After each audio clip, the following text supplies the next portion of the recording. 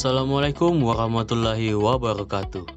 Perkenalkan, kami dari kelompok 2 kelas Perbankan Syariah 5C.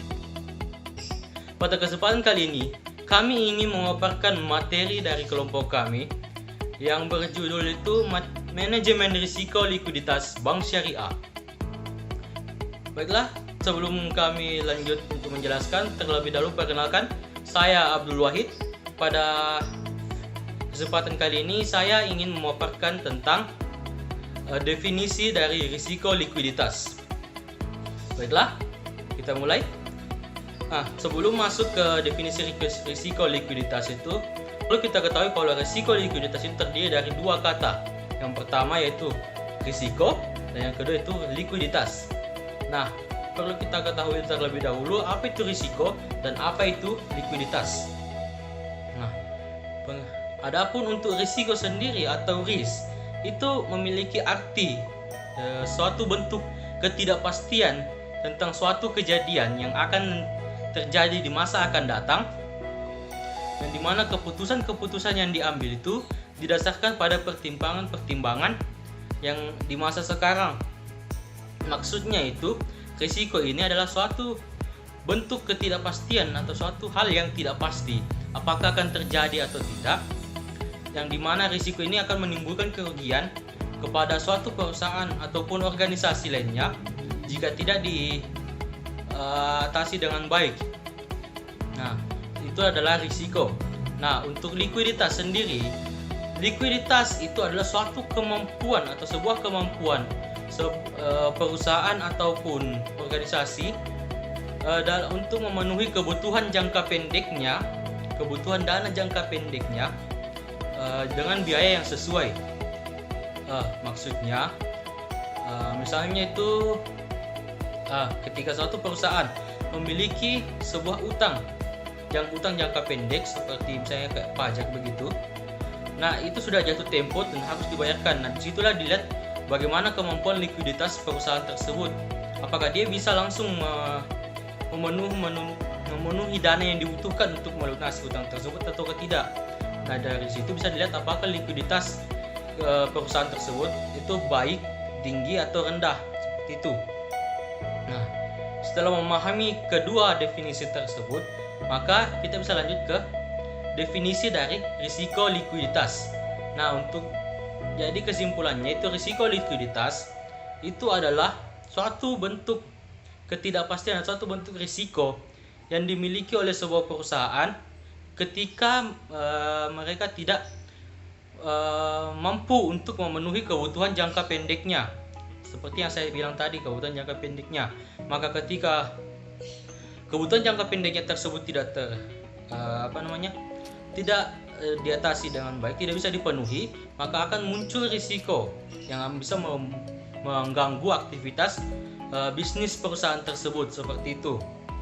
Nah, oleh karena itu risiko likuiditas ini juga dikenal dengan short term liquidity risk atau risiko likuiditas jangka pendek itu. Jadi itulah tadi yang dimaksud dengan risiko likuiditas.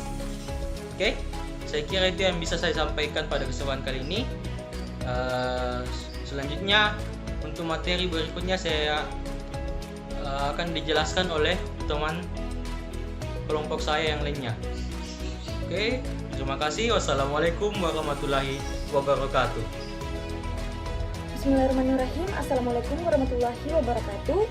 Perkenalkan, nama saya Dila Nuraziza dari kelompok 2. Di sini saya akan membawakan materi B dan C, yaitu profil risiko likuiditas dan penerapan manajemen risiko likuiditas. Nah, baiklah, saya akan memulai dari profil risiko likuiditas. Nah, risiko likuiditas dibagi menjadi dua bagian, yaitu risiko likuiditas aset dan risiko likuiditas pendanaan. Nah, risiko likuiditas aset merupakan risiko yang terjadi ketika perusahaan tidak mampu melakukan offsetting pada beberapa posisi dengan harga pasar dalam jangka waktu yang singkat. Hal ini disebabkan oleh situasi likuiditas pasar yang sedang mengalami gangguan. Misalnya, saat ketika kondisi pasar mengalami masalah atau gangguan, maka perusahaan tidak mampu untuk melakukan penyeimbangan antara pemasukan dan pengeluaran karena penjualannya yang terganggu. Nah, yang kedua yaitu risiko likuiditas pendanaan. Risiko likuiditas pendanaan merupakan risiko yang terjadi ketika perusahaan tidak dapat memenuhi kewajibannya atau perusahaan tersebut tidak bisa mencairkan asetnya atau mendapatkan sumber dananya dari sumber dana yang lain tanpa harus menimbulkan kerugian yang tidak bisa diterima. Penyebab terjadinya risiko likuiditas adalah ketika perusahaan memiliki ketidakmampuan dalam memenuhi kewajibannya, di mana perusahaan tidak mampu mengkonversi aset sehingga risiko likuiditas terjadi. Ada kemungkinan risiko likuiditas muncul dikarenakan sebagai contoh, misalnya dalam perusahaan gagal dalam pengelolaan keuangannya, atau karena salah satu tim analisis tidak memberikan informasi dari segi aset dengan detail. Maka hal ini akan berdampak terhadap aspek likuiditas semakin buruk. Contoh lainnya, yakni arus kas yang mengalami keterlambatan sehingga aktiva lancar tidak memiliki kemampuan dalam memenuhi kewajiban lancarnya. Nah, kemudian materi selanjutnya yaitu penerapan manajemen risiko likuiditas. Penerapan manajemen risiko likuiditas menurut Surat Edaran Bank Indonesia Nomor 1323 DPNP antara lain yaitu yang pertama, pengawasan aktif Dewan Komisaris dan Direksi. Manajemen risiko ini dilakukan dengan melakukan pengawasan aktif dari Dewan Komisaris dan Direksi dengan melihat beberapa aspek yaitu A. Kewenangan dan tanggung jawab Dewan Direksi Komisaris dan Direksi bertugas memastikan bahwa penerapan manajemen risiko likuiditas telah sesuai dengan tujuan strategis, skala, karakteristik bisnis, dan profil risiko, termasuk melakukan evaluasi dan pemantauan terhadap posisi risiko likuiditas. B. Direksi harus memastikan bahwa setiap fungsi dari setiap unit yang bertanggung jawab dalam pengelolaan risiko likuiditas memiliki sumber daya manusia. Kedua, kebijakan prosedur dan pendapatan limit penerapannya antara lain melakukan penyusunan strategi, melakukan toleransi risiko dalam menggambarkan tingkat risiko likuiditas yang diambil oleh bank, serta menetapkan kebijakan dalam manajemen risiko likuiditas agar sejalan dengan visi misi, strategi bisnis, dan tingkat risiko yang akan diambil agar memiliki kemampuan dalam permodalan. Ketiga, proses identifikasi, pengukuran, pemantauan, dan pengendalian risiko, serta sistem informasi manajemen risiko dan sistem pengendalian intern yang menyeluruh. Hal ini bertujuan untuk mengetahui jumlah dan tren kebutuhan likuiditas, mengukur kebutuhan risiko likuiditas yang timbul akibat eksposur risiko inheren, memantau risiko likuiditas yang dilakukan bank dengan memperhatikan indikator peringatan dini agar dapat mengetahui tingkat potensi risiko likuiditas. Demikianlah materi dari saya akhiri dengan ucapan wabillahi taufiq wal hidayah. Wassalamualaikum warahmatullahi wabarakatuh. Assalamualaikum warahmatullahi wabarakatuh.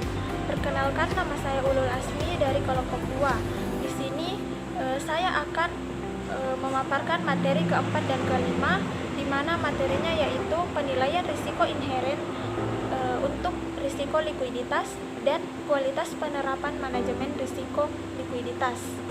Nah, materi keempat yaitu penilaian risiko inheren untuk risiko likuiditas. Risiko inheren atau biasa disebut dengan risiko bawaan adalah risiko yang melekat pada kegiatan usaha bank syariah, baik yang dapat diukur maupun yang tidak dapat diukur. Oleh sebab itu, penting bagi bank untuk mengelola likuiditas dengan baik agar dapat menghadapi setiap perubahan kondisi keuangan dan ekonomi di masa yang akan datang. Masalah manajemen likuiditas adalah masalah yang berkaitan dengan kemampuan perusahaan untuk memenuhi komitmen keuangannya yang harus segera dipenuhi. Cara menilai risiko inheren untuk risiko likuiditas digunakan 5 indikator, yaitu yang pertama komposisi aset, liabilitas, dan transaksi rekening administratif. Indikator ini terdiri atas cash ratio, current ratio, dan signifikansi rekening administratif. Yang kedua yaitu konsentrasi aset dan liabilitas, terdiri atas konsentrasi aset dan konsentrasi liabilitas. Yang ketiga yaitu pengelolaan arus kas, terdiri dari arus kas dari aktivitas operasi. Yang keempat, kerentanan pada kebutuhan pendanaan. Kerentanan perusahaan pada kebutuhan pendanaan dan kemampuan perusahaan untuk memenuhi kebutuhan pendanaan. Yang kelima yaitu akses pada sumber pendanaan. kemampuan perusahaan memperoleh sumber pendanaan pada kondisi normal maupun krisis. Materi kelima yaitu kualitas penerapan manajemen risiko likuiditas. Nah, menurut Ali, indikator untuk mengukur penerapan manajemen risiko likuiditas adalah LDR atau Loan to Deposit Ratio.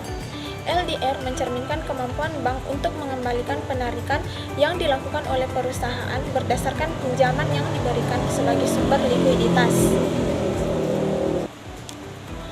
Peraturan Bank Indonesia menetapkan bahwa LDR bank umum berada pada kisaran 78 sampai 100%. Jika LDR di bawah ketentuan BI menunjukkan bank tersebut tidak efektif ketika membayar pinjaman, sehingga bank tersebut akan kehilangan kesempatan untuk meraih keuntungan.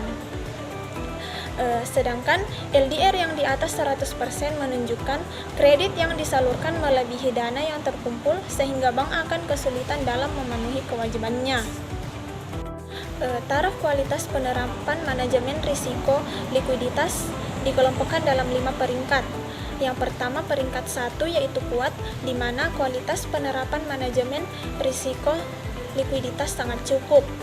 Peringkat kedua yaitu agak kuat, di mana kualitas penerapan manajemen risiko likuiditas memadai. Yang ketiga yaitu peringkat 3 yaitu cukup, di mana kualitas penerapan manajemen risiko likuiditas relatif memadai. Peringkat keempat yaitu agak lemah, di mana kualitas penerapan manajemen risiko likuiditas kurang memadai. Dan peringkat 5 yaitu lemah, di mana kualitas penerapan manajemen risiko likuiditas sangat tidak memadai. Itulah pemaparan materi dari saya. Kurang lebihnya mohon dimaafkan. Wassalamualaikum warahmatullahi wabarakatuh.